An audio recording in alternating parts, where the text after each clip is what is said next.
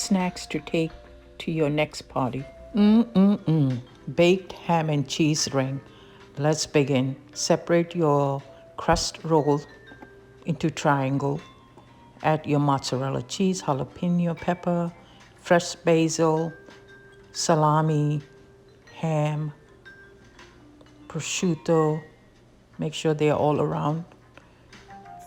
Now add your provolone cheese, salt, and pepper. Bring the top of the triangle over the filling and tug it in. Bake 375 for... Hi guys, let's begin. Eggs, cocktail sausage, crust roll. Separate the dough. Laid on parchment paper is easier to handle. Cut it in half. And start rolling the sausage.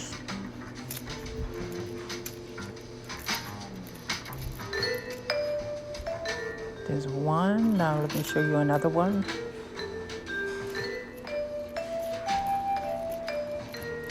Now get your egg wash and brush. Bake 375 degrees, about 18 to 20 minutes.